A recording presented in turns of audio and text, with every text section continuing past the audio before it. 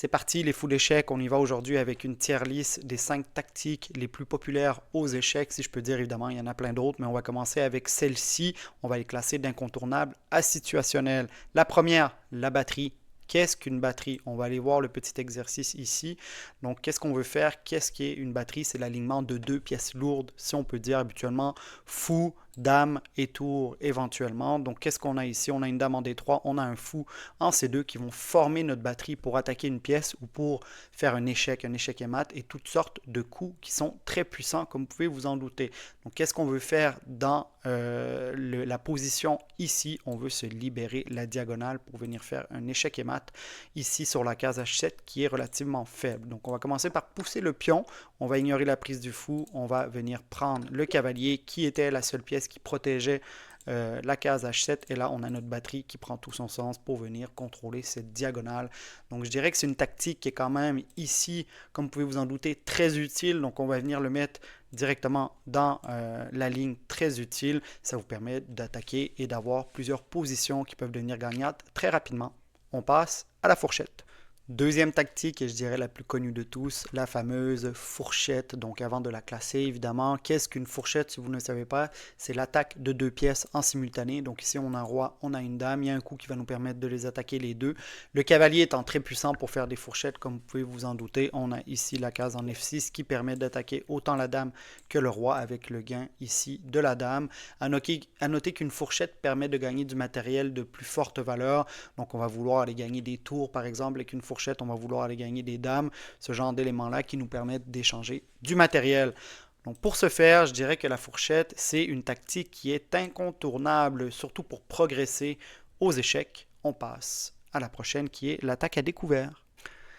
Troisième tactique, et celle-ci est peut-être un petit peu plus situationnelle, donc on le met directement ici, on y va à l'envers cette fois-ci, l'attaque à découvert. Qu'est-ce qu'une attaque à découverte? Ça va vraiment dépendre de la situation de jeu.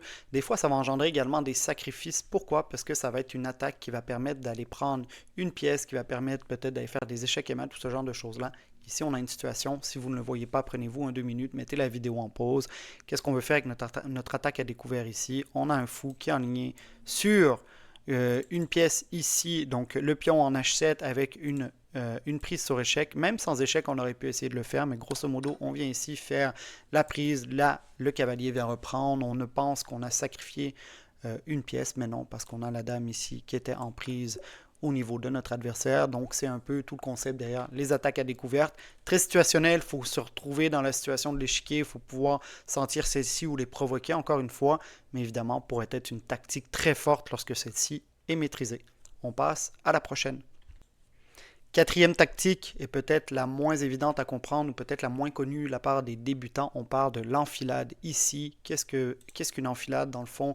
C'est l'attaque de deux pièces, mais la différence entre le clouage et l'enfilade, c'est que l'enfilade va attaquer la pièce la plus puissante. Habituellement, on attaque le roi ou la dame qui vont devoir se déplacer pour par la suite manger la pièce de plus faible valeur derrière cette pièce-là ou par la suite. Ici, je vais vous montrer, on a un alignement ici avec la tour, avec le fou.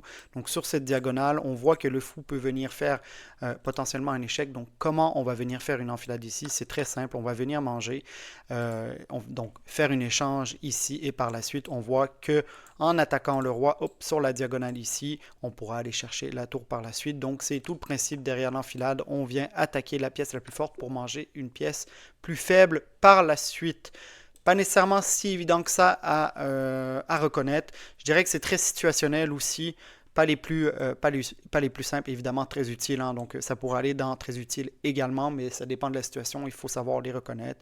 Malgré tout, une très bonne tactique à savoir. On passe au dernier, au clouage. On termine avec la cinquième tactique, je dirais, qui est la deuxième plus connue après la fourchette ou avec la fourchette, dans le fond, qui est le clouage.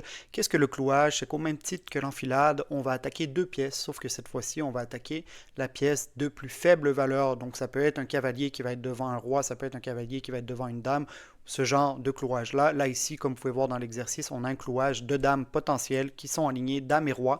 Donc, encore une fois, c'est situationnel. Avoir repéré sur l'échiquier, qu'est-ce qu'on va venir faire? On a un fou de case blanche qui peut venir attaquer la dame ici. Donc, aucun moyen de défendre la dame peut peut-être venir échanger, mais la dame sera perdu. Une tactique qui est quand même incontournable, je dirais, dans un sens où elle est très utilisée et vous permettra également de progresser au niveau des élos si vous les repérez de plus en plus. Donc, j'espère que c'est un format qui vous a plu. Je vous dis à bientôt les fous d'échecs. Bye bye.